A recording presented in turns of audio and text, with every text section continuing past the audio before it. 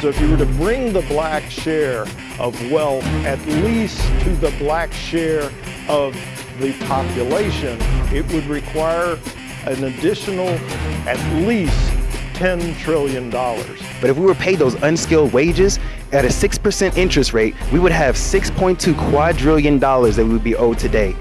Reparations is the key. The story have black folks come and talk about what kind of hell they live and have people have to listen. Reparations will set us free.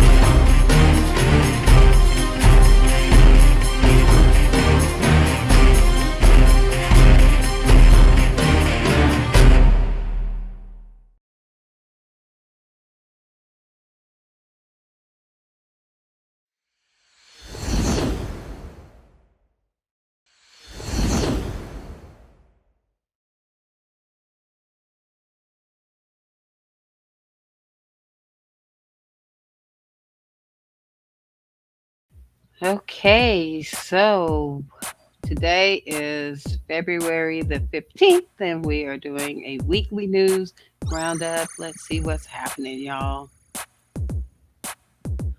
Lawyers say black FedEx driver was chased and shot at in Mississippi, drawing comparisons to Ahmaud Arbery's murder.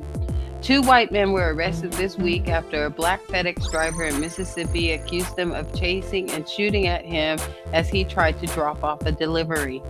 A case that has drawn comparisons to the 2020 killing of Ahmaud Arbery. Gregory Case and his son Brandon Case were arrested Tuesday in connection with the January 24th incident. The elder Case faces a charge of conspiracy, while Brandon Case is charged with shooting into a motor vehicle.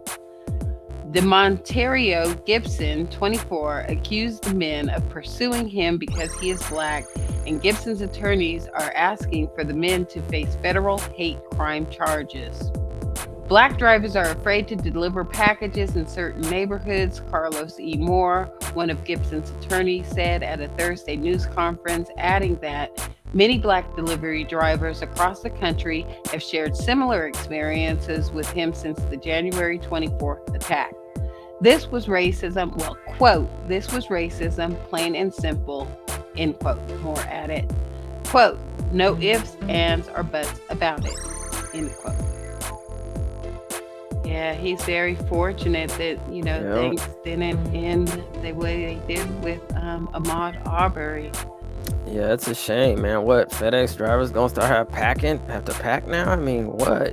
Jesus, right. You can't even do your job. And then it looks like this was a family affair with a father and a son. I mean, on top of it. Yeah, how old is this son? And, so now we're practicing racism as a family. Yeah, generational transfer of racism. Yeah. Speaking of racism, Brian Flores adds Texans retaliation claim to NFL lawsuit. Brian Flores has another claim to add to his lawsuit against the NFL. The former Dolphins coach suing the league for discrimination against black coaches and executives in its hiring process is amending the lawsuit to add a retaliation claim against the Texans, Pro Football Talk reported Sunday. Flores was one of the reported finalists for the Texans head coaching job, but filed his lawsuit against the league while the interview process was ongoing.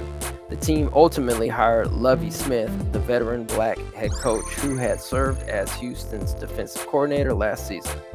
During Smith's introductory press conference, Texans GM Nick Caserio insisted that Flores' pending lawsuit did not affect his chances of getting the job. After Smith was hired, Flores and his lawyers issued a statement in part foreshadowing the retaliation claim. Quote, Mr. Flores is happy to hear that the Texans have hired a black head coach. Lovie Smith as Mr. Flores, going and bringing his case to provide real opportunities for black and minority candidates to be considered for coaching and executive positions with the NFL, the statement said. However, we would be remiss not to mention that Mr. Flores was one of the 3 finalists for the Texans head coach position, and after a great interview and mutual interest, it is obvious that the only reason Mr. Flores was not selected was his decision to stand up against racial inequality across the NFL. All right, so they did end up hiring a black coach there, but is that enough? Well, I mean, if you're talking about we're doing, comparative studies, or if you compare, the black coaches to the white coaches, I mean, probably not, no. Well, I mean, I guess we'll take any progress. All right. And it looks like there's another black coach that's recently been in the news here. Miami Dolphins head coach Mike McDaniel ought to know why he's being asked about race. If McDaniels thinks race is an absurd concept, he's right. But that doesn't mean it's irrelevant. And this is an opinion piece from MSNBC.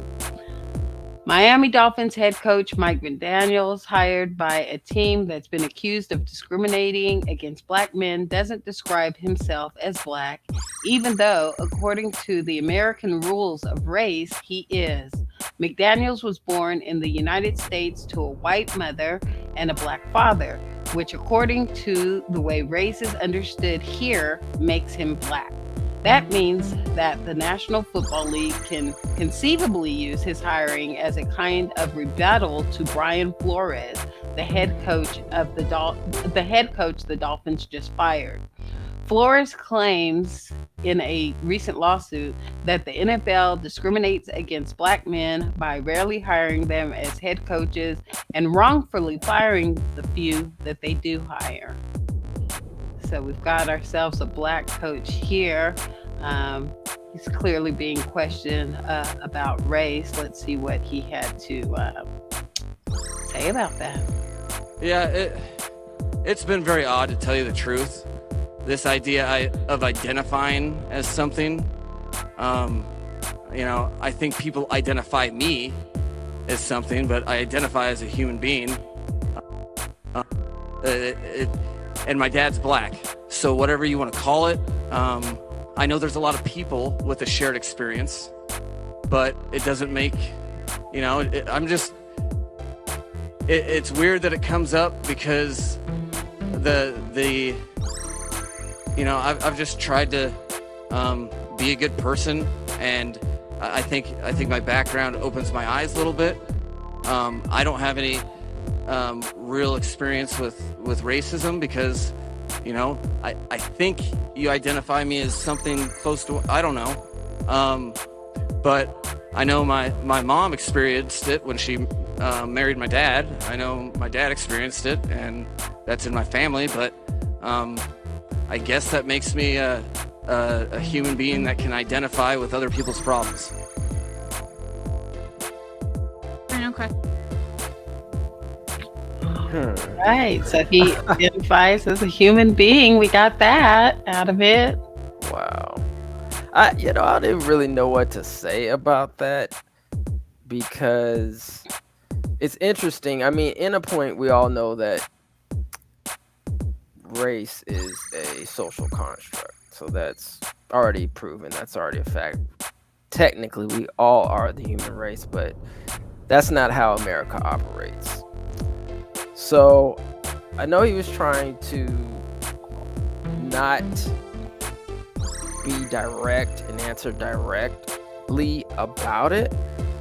But I mean, if you look at him, and let's just call it what it is, I mean, you could say maybe, but then you could probably say, well, he probably looks Caucasian, mostly. But at the end of the day, it's really, in America, it also comes back down to your legacy and your lineage, right? And I think he did have a point in terms of your experience, especially here in America. Yeah, but I mean, we don't know. At least I don't know what his lineage is. I mean, I don't know what his black father's lineage is. But does that make him more of a diversity hire if his lineage is that of Black American than, say, Brian Flores, who has Honduran parents are from Honduras, identified as a Honduran American, I believe. So, Yeah, and I mean, I don't want to like belabor this point, but that's something to think about in terms of this coach, Mike McDaniel, how he identifies himself, right? Because even if he is technically black, right, according to the United States one drop description, rule. yeah, one drop, no, right, description, then, but he doesn't, like, if he's not putting it on the census or anything that he is of, black descent, then what does that mean? Is that like, oh, well, if he's not considering himself black, then is this higher, supposedly, than not a quote unquote hiring a black person? If he doesn't consider himself black, obviously we don't know the answer, and I'm not asking us to really answer it right now. It's just a question for, people to think about. Yeah, well, at the end of the day, let's see what he does as the head coach of the Dolphins. But yeah, I guess it depends on what he puts on his papers. Curtis, the first U.S. black skeleton Olympian, blazes new trail. For Kelly Curtis, representation absolutely matters, and in her first Olympic appearance, she became a trailblazer. Curtis finished 21st in the women's skeleton event, a run at the Beijing Games ending Saturday. The result isn't why she'll be remembered. Curtis was the first black athlete to represent USA skeleton at the Winter Olympics, and she hopes her presence at the Games will open more doors to her, for her. What does it say? Oh yeah, to her sport. It's pretty important. It's part of my identity, but it's not the only thing that I lean on, Curtis said. I would like to be known as one of the best sliders. It's nice with the cherry on top to be known as the first black Olympian for USA skeleton, but I would also like to be one of the best. So that's really what I'm trying to progress toward every time I go out there and slide. So another black identifier that I guess we just have to wonder, how she identifies on her papers. But it seems like she's in touch with her black heritage. Yeah, I mean, at least according to this article, she just, kind of was more direct about, being, a black person here. But the Mr. Mike McDaniel. Yeah. Yep. All right. In other news, speed skater Erin Jackson becomes first black woman to win gold medal in individual event at Winter Games. With 37.4 seconds of brilliance, Jackson won the women's 500 meters at the National Speed Skating Oval on Sunday night, and in the process achieved a number of firsts. The 29-year-old is the first American to win an individual speed skating medal since 2010, the first American woman to do so since 2002, and according to U.S. Olympic and Paralympic Committee historian Bill Mallon, the first black woman to win gold in an individual sport at the Winter Olympics, period. Shout out to Erin Jackson. Good for her. Congratulations, Miss Jackson. All right. Speaking of Olympics, Sha'Carri Richardson sees a double standard in allowing Kamila Valieva to compete. U.S. sprinter Sha'Carri Richardson is calling out Olympic and doping officials after Russian skater Kamila Valieva was allowed to compete despite testing positive for a banned drug. Can we get a solid answer on the difference between their situations? Richardson asked on Twitter after mediators ruled that Valieva should be allowed to skate in the women's individual competition in Beijing. The only difference I see is I'm a black young lady, Richardson said. It's all in the skin, she added. And then it looks like there was a Twitter response to Sha'Carri Richardson from USA Today. It says the decision to allow Kamila Valieva to continue competing at Beijing 2022 despite a failed drug test is just a slap in the face to all of those athletes doing it the right way, says at CBRENNANSPORTS. Yeah, definitely seems like on surface level seems like a double standard. And this Kamila was using or had performance enhancing drugs in her system, where Sha'Carri was just smoking a little bit of weed. I mean, if which you would think makes you more slow and sluggish, but she still was not allowed to run in the Summer Olympics because of her failed drug test. So it seems to be a double standard to me. Yep. Okay, what else have we got here? Black doctor sues JP Morgan Chase, alleging she was refused service at Texas branch because of race.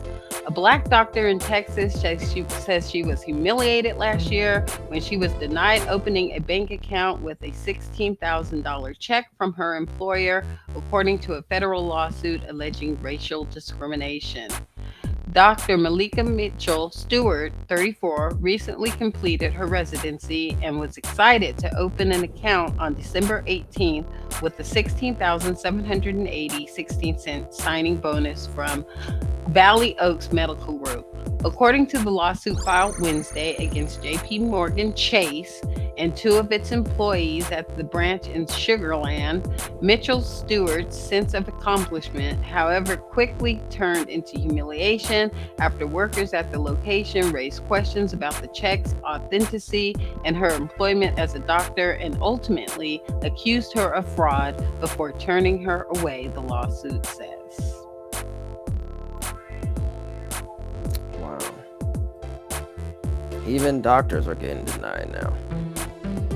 Right. And Chase, I'm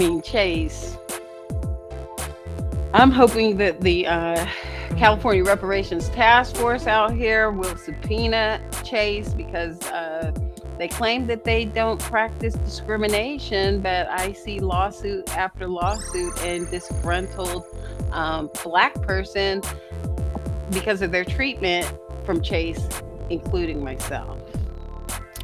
Yeah. And they also, if I'm correct, admitted to having their hands in enslavement, the system of enslavement as well, historically speaking. That they did. So, yeah. It's on the record. Yeah.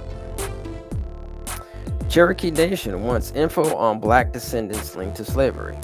One of the nation's largest Native American tribes is searching for family stories connected to formerly enslaved black people once owned by tribal members. The Big Picture, Cherokee Nation Principal Chief Chuck Hoskin Jr. told Axios it was wrong for Cherokees to once participate in slavery, and the tribe wants to fix history by acknowledging black descendants. Cherokee Nation last year launched the Cherokee Freedmen History Project to help elevate the voices of formerly enslaved people known as freedmen and their descendants. Tribes in the American Southeast, including the Cherokee Nation, participated in slavery as they attempted to adopt the norms of white settlers. But President Andrew Jackson eventually expelled the tribes from ancestral lands in Georgia, Alabama, and Tennessee to present-day Oklahoma. Along the way, about a quarter of the Cherokee population died along the Trail of Tears. Thousands of enslaved black people also endured the journey. Do you think this discovery is going to include some reparations for the freedmen that were, denied access by Cherokee tribes? I don't know. Hopefully it will. At least this is the first step. I'm glad First Nations people have decided to take this step. So it's definitely a step in a positive direction. And at least an acknowledgement is good. But obviously, once it is acknowledged, then they should definitely repair and have some reparations for those who did get harmed. Definitely, atonement is a start. Hopefully they'll see it through.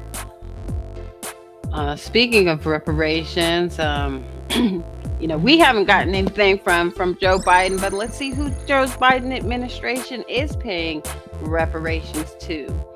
The Biden administration is paying out thousands to victims of anti-gay discrimination. Most would-be beneficiaries don't even know they're eligible. It sounds almost like a scam or a very aggressive legal advertisement. Gay, ? Discriminate against, ? You, yes you, ! May be eligible to collect a small fortune from the federal government today. But it's no scam. The Biden administration is paying out substantial sums of money to the surviving partners of same-sex couples who were denied the right to marry. No one knows exactly how many people are eligible, though the best estimate reaches into the thousands at minimum, and the pot of money stretches into the millions. Unfortunately, few of these individuals know they're entitled to these payouts, and many are elders of advanced age, so LGBTQ groups are in a race against time to identify and assist this population in vindicating their constitutional rights before it's too late. How much money are we talking about? The short answer is a lot. The New York Times report provided a good example of how these benefits cash out. Anthony Gonzalez and Mark Johnson lived together in New Mexico for 16 years before they were finally able to marry in 2013. Johnson died in 2014. Gonzalez applied for survivor benefits 6 years ago, facing swift rejection. Recently, thanks to the settlement between Lambda and Biden, he received a $90,000 retroactive payment as well as $1,800 monthly check. Wow.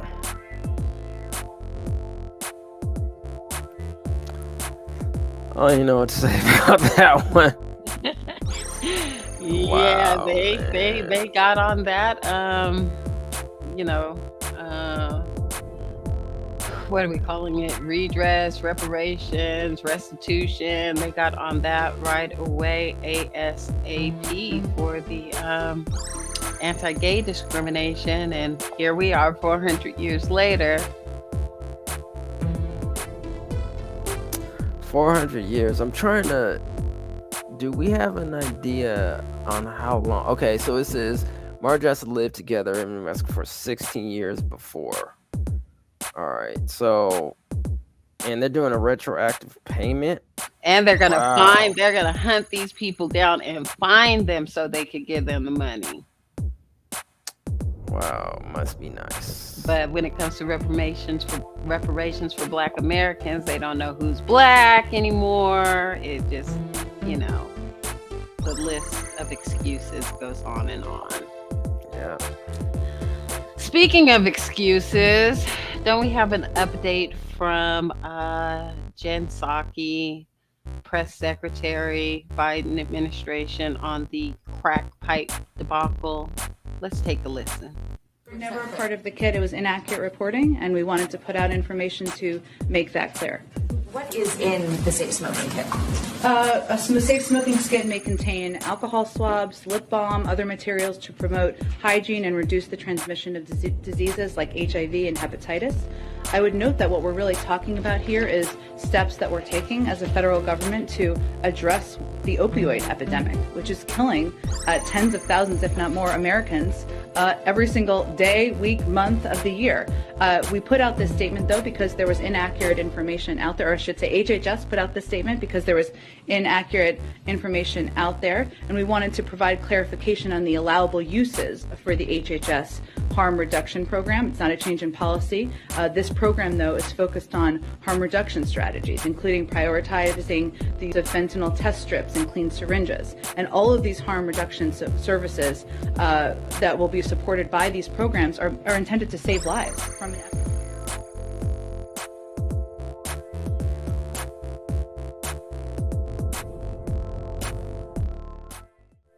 Well, that's definitely a double standard, because we know when the crack epidemic hit the Black communities in the 80s and early 90s, it was a one-way ticket straight to jail.